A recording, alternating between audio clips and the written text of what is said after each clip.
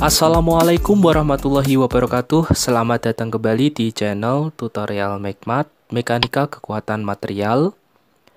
Di video kali ini kita akan melanjutkan pembahasan soal struktur truss bagian yang ke-6.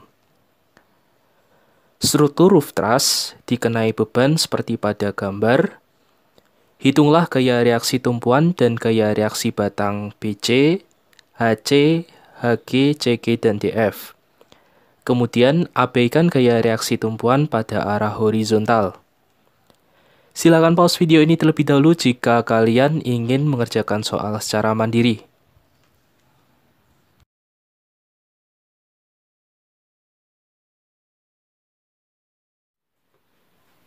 Nah, ini solusi dari soal yang kita kerjakan. Seperti biasa, langkah pertama adalah menggambar diagram bebas benda. Kita peroleh seperti ini. Di tumpuan A dan E sudah ada vektor gaya reaksi AY dan EY. Kita akan menghitung terlebih dahulu gaya reaksi tumpuan. Kita terapkan prinsip kesetimbangan sigma FY sama dengan 0.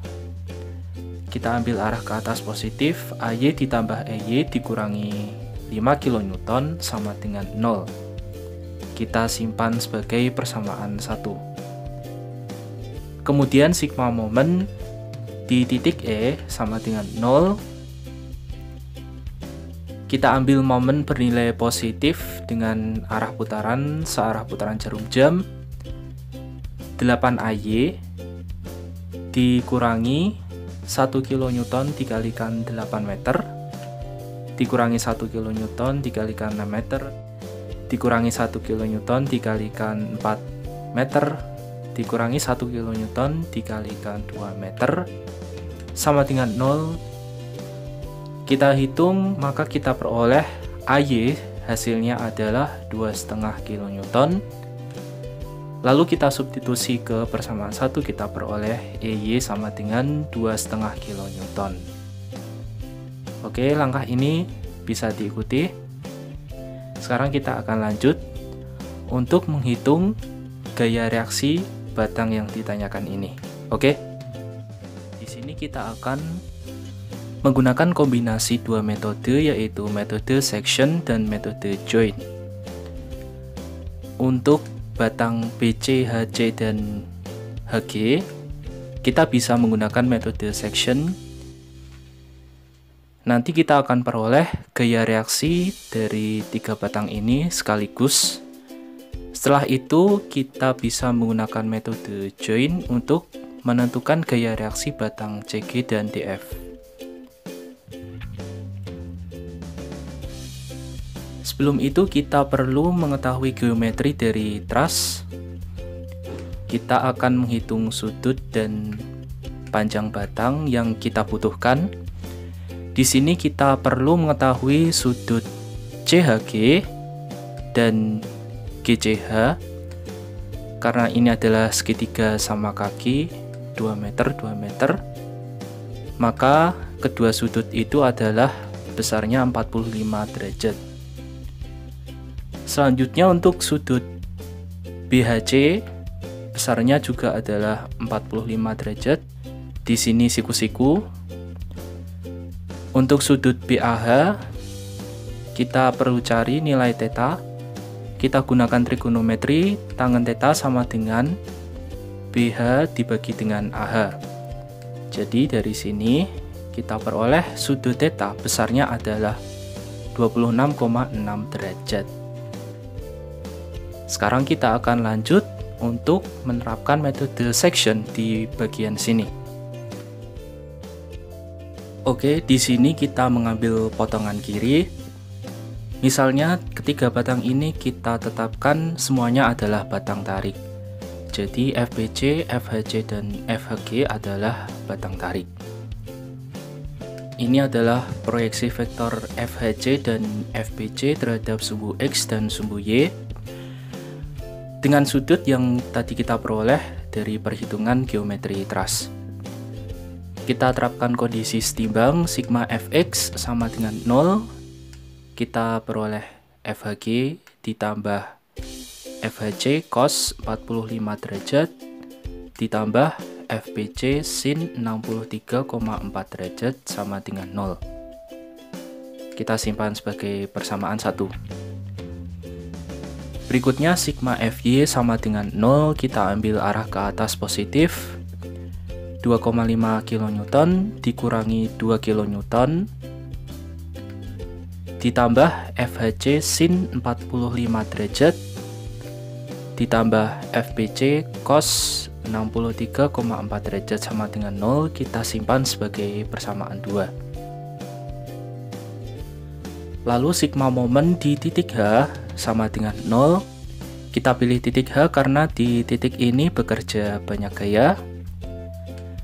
Jadi kita dapatkan 2,5 kN dikalikan 2 meter dikurangi 1 kN dikalikan 2 meter ditambah FBC sin 63,4 derajat dikalikan 1 meter. FHC dan FHG tidak memiliki lengan sama dengan 0. Kita selesaikan, kita peroleh FBC nilainya negatif 3,35 kN. Karena nilainya negatif, jadi dia berlawanan arah dengan vektor yang kita gambar, maka batang BC adalah batang tekan. Kita substitusi FBC ke persamaan 2, kita peroleh FHC nilainya positif 1,41 kN, artinya dia searah dengan arah vektor yang kita gambar, maka batang HC adalah batang tarik. Kemudian kita substitusi FBC dan FHC ke persamaan 1, kita peroleh FHG sebesar 2,97 kN. FHG juga positif nilainya, jadi batang HG adalah batang tarik. Berikutnya kita akan menghitung batang CG dan batang DF menggunakan metode join. Kita lihat bahwa struktur truss di soal adalah simetris, jadi gaya reaksi batang DF akan sama dengan gaya reaksi pada batang HB. Di sini kita akan meninjau titik B. Di titik B bekerja vektor-vektor gaya seperti ini. Jadi FBC tadi kita sudah peroleh hasilnya. Yang kita cari ada dua, yaitu FAB dan FHB. Ini bisa kita temukan dengan dua persamaan kesetimbangan pada arah sumbu X dan sumbu Y. Kita terapkan kondisi setimbang sigma Fx sama dengan 0, kita ambil arah ke kanan positif. FAB cos 26,6 derajat dikurangi FBC cos 26,6 derajat sama dengan 0. Kita dapatkan FAB, hasilnya adalah 3,35 kN. Jadi batang AB adalah batang tekan. Berikutnya sigma FY sama dengan 0, kita ambil arah ke atas positif. FHB ditambah FAB sin 26,6 derajat dikurangi FBC sin 26,6 derajat dikurangi 1 kN sama dengan 0. Kita hitung, kita peroleh FHB adalah 1 kN. Nilainya positif, jadi batang HB adalah batang tekan. Gaya reaksi pada batang DF sama dengan gaya reaksi pada batang HB, yaitu 1 kN, dan batang DF adalah batang tekan. Selanjutnya untuk FCG kita akan tinjau titik G. Nah, di sini kita bisa langsung peroleh bahwa gaya reaksi pada batang CG adalah 0. Karena dia termasuk zero force member. Jadi kalau kita gambar vektor gaya yang bekerja pada titik G, di sepanjang sumbu X ada vektor GF dan HG, masing-masing nilainya adalah 2,97 kN. Sedangkan pada arah sumbu Y hanya bekerja gaya CG. Jika kita periksa dengan persamaan kesetimbangan, kita peroleh jumlah resultan gaya pada sumbu X nilainya 0, Oke.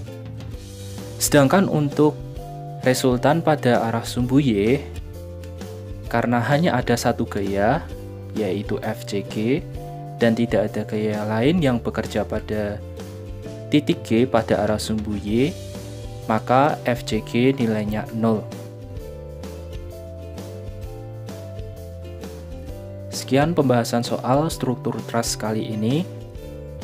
Semoga bisa membantu dalam belajar. Sampai jumpa di video pembahasan soal berikutnya. Terima kasih. Wassalamualaikum warahmatullahi wabarakatuh.